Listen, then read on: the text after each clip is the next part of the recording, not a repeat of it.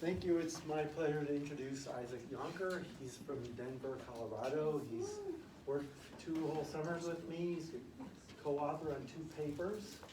And we're heading off to the ACS meeting this weekend to present a poster, and he's also giving a talk. So it's all coming together. Here. Not in the meeting. Yeah. No surprises. Okay. No surprises.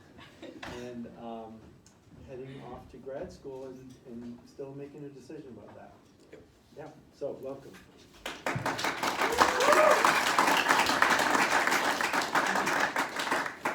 Okay, so like Professor Meisen said, my name is Isaac Yonker, and I'm going to be presenting on the most recent summer of research that I did, where we were characterizing knightletin, which is a new fluorescent coumarin.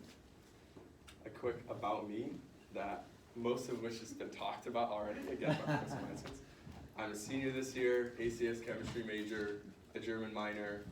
I throw hammer and discus for the track team at Calvin. I'm from Colorado, and I got married this last August. But most importantly, I worked with Professor Meiskens this last summer, and the summer before that, and I'm going to work with him again this upcoming summer. And at the Meiskens lab, we study these small organic molecules called coumarins, and they're defined by their benzene ring and lactone ring, which are fused together, and they can be substituted at all of these different positions. So because of their conjugation and rigidity, they do a good job of absorbing and fluorescing, as you can see. These are a couple different coumarins that we have here. So this is the one that I'll be talking about today, knightletin, and this is methylgravelone, which we've also studied. And on the left is a lower pH solution with methylgravelone in it, and on the right is a higher pH solution. So they have some pH dependency as well, which is pretty cool. So what do we study specifically about these molecules? Because they absorb and fluoresce, we study their absorbance and fluorescence. So you can see these are absorbance and emission spectra. We also look at how they are related to pH. So here's a peak wavelength versus pH scale. And we do some time-resolved fluorescence to look at how fast the emission is and how fast it decays. And we also do some computational stuff, although I did not do computational stuff. That's just another cool thing that Professor Meisen does. Now, why do we study these little molecules? Here's a couple papers about coumarins. For one thing, their fluorescence can be used for like cell imaging, so you can do some live cell imaging here, as in this paper, and then they've also been used as chemosensors. They also have some bioactive properties themselves, so this paper talks about resistance to fungal infection, and they have some antioxidant characteristics as well. But since we're physical chemists and not biological chemists, we mostly study their physical properties, and this paper talks about some computational figurings that are showing the relationship between the structure and the function of coumarins, which is what we like to study. So our previous work was, that's relevant to this presentation, is on the coumarin that is called knightletin now. And so this is a 4-methyl 6-hydroxy-7-amino coumarin, but we just call it knightletin after the mascot at Calvin. Because we created it here. So we were actually trying to synthesize this product, which is just a different dihydroxycoumarin, because we like to study dihydroxycoumarins. And in doing the nitration step, this was 2 summers ago with Dr. Blankenspor, who's an emeritus professor here, and Liam Hoogerwerf, who graduated 2 years ago, I think. So in doing this nitration step, we created a small amount of this byproduct that leads to knightletin, but it wasn't reported in the literature. And then upon reducing the nitro group to the amine, they ended up doing a TLC, and they saw 2 different spots, and one of them was really brightly blue, like this fluorescence from knightletin. So upon seeing that, they said, well, we love learning more about fluorescent molecules, so let's give this one a try. And so Blankenspor made a lot more of it, and we've been studying it ever since. There actually came a paper from that summer of research that we first discovered it, discussing its lifetime in methanol. It's an excitation and emission spectra. It's quantum yield, which is 0.81, which is pretty high on a scale of like 0 to 1. And it's in respect to quinine sulfate. And then some computational work looking at an intramolecular hydrogen bond. And this is the HOMO and LUMO of the molecule. And from that, we got a paper with 5 undergraduate co-authors on it, which I think is pretty sweet. My day today, I didn't do any of that stuff. I was working on some other stuff that summer, but this next summer I started working on the pH dependency, as I was talking about earlier, of knightletin. And so our day-to-day would look like creating some solutions that had different pHs, putting knightletin in it, and we would use this pH probe to tell exactly what the pH was. Then we would take it over to the UV spectrophotometer and look at its absorbance, as well as taking it over to the fluorimeter and looking at its emission, which is excitation, and its fluorescence as well. Before I show you guys the data, I want to do a quick subject review using Jablonski diagrams. I don't know if you guys have seen these before, but I'm going to be talking about some more complex subjects that interact with the Jablonski diagram, so I want to do a quick review before I do any of those. This is a Jablonski diagram. There's an energy scale on the side, lower energy on the bottom, higher energy on top. There's these 4 different states that the molecule can be in.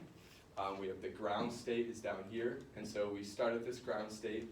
A photon comes in with a certain energy and excites the electron up to this excited state, S1, and then this LE denotes that it's the locally excited state, just so that it's different from this state later. Depending on the strength of the photon, you get a different amount of energy jumped, and therefore a different absorbance, which looks like a different wavelength on a spectrum. And then the molecule will relax into this ICT state, which is intramolecular charge transfer state. And then it can emit from there, and however much energy it emits in that photon will correlate to a wavelength that you'll see in the fluorescence spectra. And you can see that there's always a bigger absorbance than there is emission, and the difference there is the Stokes shift, and that is the difference between the peak wavelengths as well. So this is some of the data that we got this summer regarding the pH dependency. As you can see, this is mostly what the data looks like to us. We're looking at stuff like this, and we're taking the very tippity top of those peaks and looking at that wavelength and plotting those versus pH down here. So you'll have peak wavelength versus pH. In this spectra, we chose a couple of specific examples to demonstrate what happens with our coumarin. So we have the coumarin in pure methanol, which we use to put the coumarin in the neutral state so that it's absorbing and emitting in the neutral state. Then we have a pH below the pKa, so this is our low pH, the blue. And you can see the blue and the green spectra line up pretty well. There's a slight difference, which is a solvatochromic difference, and I'll be talking about that later, but they line up pretty well, and so we know that the low pH is the neutral conformer. And then this higher pH, orange, is above the pKa, and you can see it's shifted greatly, which means it's in a different conformer, and that's actually the anion, because of course it's above the pH, so we have the neutral and the anion here. And you can see in the emission actually does something unusual. It's hard to see, but it's a double banded right here. And so we have the above the pH, the pKa, it's actually emitting as both the neutral and the anion. And you can see that here as well. So we have our absorbance values and then our emission values. And in our absorbance in this specific region, we're in the anion conformer, and we're actually emitting primarily as the neutral conformer. So that's very interesting, right, to not emit as the anion. And this is because of knightletin's photobasic properties. And so photobasicity is when a molecule is excited by light, which is the photo part, it becomes more basic, which is the basic part. And so when this anion, which should regularly excite as the anion, instead emits as the neutral species, then we know it's photobasic.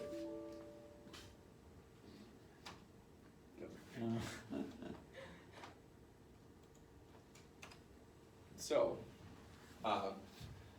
what that looks like on a Jablonski diagram is starting in this ground state as an anion, exciting up to the anion excited state, but then before it becomes this ICT, this intermolecular charge transfer state, it's actually going to pick up a proton from the water and become the neutral state and emit as the neutral. So you see both of them because not every single molecule is doing this, just a portion of the molecules, and it actually like fades over time. So the further, the more basic we get in the pH, the more likely it is to emit as the anion.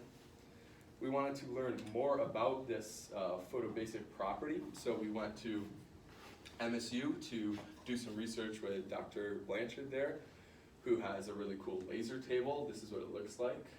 The lights are always off in there, and it's just a bunch of lasers like shooting around this table, exciting other lasers, pulsing, hitting the sample, a bunch of other stuff. And the way this works is it's just like a regular fluorimeter setup, architecture-wise. So you have your sample here, you'll hit it with a laser, and then 90 degrees from that, you're going to have your detector so that you're not picking up any of the pass-through light.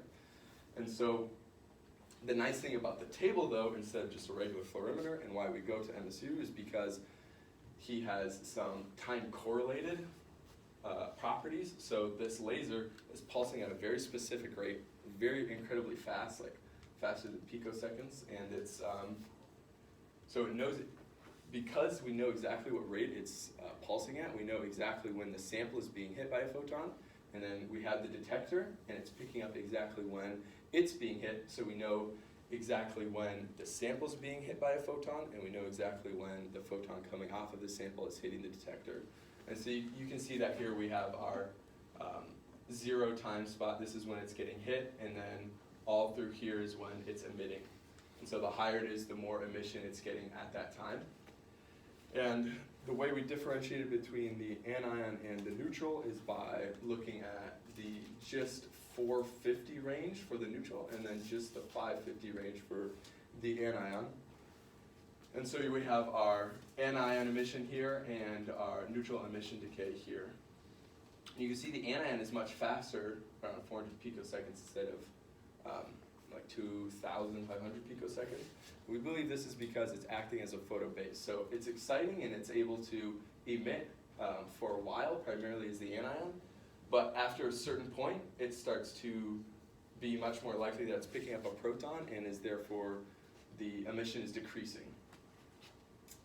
So that's pretty much the time dissolved fluorescence stuff. This is solvatochromism, another study that we did. It's a lot less color. This study we were prompted to do this because we tried to put a second paper out about knightletin, and the reviewers said that this would be a helpful study for us to do, and it's actually pretty interesting. So you've probably never heard of solvatochromism before, and what it is, well, I'll break down the word first. Solvato is like solvent, and then chromism is like color or light or spectra. So we're looking at the dependency of the spectra on the solvent. So what we ended up doing is putting knightletin in a bunch of different solvents and seeing what happens to that peak wavelength. So this is a similar plot to the pH one that we had above. Here we have our peak wavelengths, this time in an energy scale, so energy higher, energy lower, and then we have polarity instead of pH. So polarity is raising as it goes across. And one of the things that solvatochromism allows us to do is tell the strengths of a hydrogen bond, or the difference between the strengths of a hydrogen bond in the ground state and the excited state, which is a lot. But the way we do this is first by finding out what does it look like when we change polarity without having any hydrogen bond interference. So we use a series of solvents, these N-chloroalkanes, which are alkanes of varying lengths with a chlorine on the very end to give it a polarity. And so the more carbons you're adding on, the less polar it gets. And so we're going from chlorohexadecane all the way down to chloropropane, and we get a nice polarity range without any hydrogen bonding. One of the neat features about hydrogen bonding I didn't know before doing this is that there's actually 2 types of hydrogen bonding. So there's donating and accepting, and when we're talking about solvatochromism, we speak from the solvent's perspective. So we have beta, which is accepting from the solvent's perspective, right? So this knightletin is giving its hydrogen, donating its hydrogen, and then we have alpha, which is donating to the knightletin, but you're donating as the solvent. So you can see that there, and so you can actually take specific solvents and looking at whether they are able to donate or accept hydrogen bonds, you're able to look at the energy difference from the ground and the excited state for either donating or accepting separately. So to do that, we use DMSO and DMF as accepting agents because they have that nice double bonded oxygen with its electron pairs, so it can accept the hydrogen bond very well. But it doesn't have any alpha donating, so you can see that here, DMSO, and that's just according to literature of people who are experts in this field. And then we also use HFIP for our alpha to donate the hydrogen here. And HFIP is essentially just a heavily fluorinated isopropyl alcohol. It kind of smells like isopropyl alcohol, actually. Probably not that good for you, though. And then we also did methanol because that's a solvent we commonly use. And you can see here when we did our N-chloroalkanes, which are 1 through 7, we get a nice linear line. So we get this great baseline, which we can compare our other hydrogen bonding to. And this is absorbance, and this is emission. And we can tell, like here, that the accepting hydrogen bonding types are actually lower in energy, and what this means is that the hydrogen bonds are stronger in the excited state and the ground state. And for HFIP, the donating one, we actually see a bit of a confusing thing where it goes from being not affected very much at all, maybe a little weaker in the excited state, to being much stronger in the excited state when we're coming down this path. And we're not exactly sure why that is. We'd like to read more literature, but we're also going to the ACS conference and we're going to ask around there. But the way that we can determine the strength in the hydrogen bonds is by referring to this slightly tweaked Jablonski diagram, where we see that this dotted line is similar to the dotted baseline here. So this is what would this would be the size of the absorbance if we were just using no hydrogen bonding. But when we add hydrogen bonding, you can see we get a smaller absorbance when the excited state is stabilized more, so that means there's stronger hydrogen bonds in the excited state. And a similar thing happens, and that's why you see it's pretty much the exact same for both of these. Going back down, you get the same thing where by actually weakening the ground state hydrogen bonds, which makes the excited state stronger in comparison, you get a smaller emission. So that's how we know about that, and we're excited to do more research in that area. Future directions wise, we have a lot we can do. We can synthesize more molecules that are similar to knightletin. So for example, Dr. Blankspore is working on creating this methoxylated knightletin. I got to help him out with a little bit this fall, and it has instead of the hydrogen there, it has the methyl group, and so that'll change the way the hydrogen bonding works, the intermolecular hydrogen bonding. So we can study that. We can do more solvatochromism, looking at maybe water as a solvent, and trying to figure out what's happening with that donating solvent, as well as looking for more robust time-resolved fluorescence data, as this is a pretty low signal-to-noise ratio, and so if we go, we can try and take the data again and get a better signal-to-noise ratio. We can also expand our pH range because we're only going from just a little bit below biological to up to 12. We can go up to 14 or even higher, or all the way down to 0 and even lower maybe. And just looking at what's happening there. And we've done a little bit of that as well, and we see that there might be glimpses of a cation, perhaps the protonated amine. So that'd be pretty interesting. And on top of all of that, we can just look at a million other Coumadins that we haven't researched yet. So there's always stuff to do at my Sense Lab. And that's my presentation. Special thanks to Gary Blanchard at the Michigan State, Dave Ross for managing the stockroom, always being helpful, National Science Foundation, and this is from the group from 2 summers ago, and this is the group from last summer.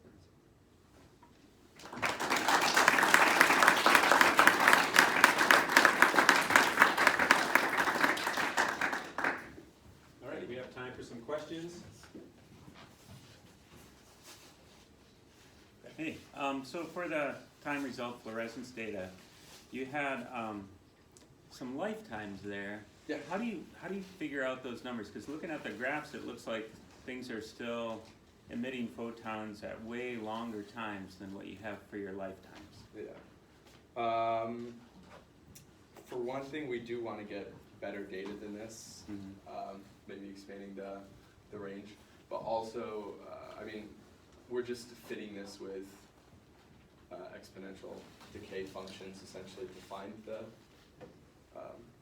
the lifetime, and this is what it's telling us. Okay, so it's just like e to the negative something times time, and it's that something that's defined as lifetime? Lifetime, I think, is some weird physical property, because you can find the half-life doing something like that. I don't know. Yeah. Yeah, it's born on the exponent. Yeah. Yeah, It's the, okay, gotcha, it's the inverse of the decay constant. okay. Is knightletin the highest quantum yield coumarin you studied? It's the highest quantum yield coumarin that I've studied, and I think that our lab has studied as well. I think it's the highest of all aminocoumarins, which is a whole class of compounds. Did you look at that? But we also study some like really low ones like daphntin, which is, you can barely see it. It's impossible to study because like every time, like, there's just nothing coming out of it, which is a little frustrating.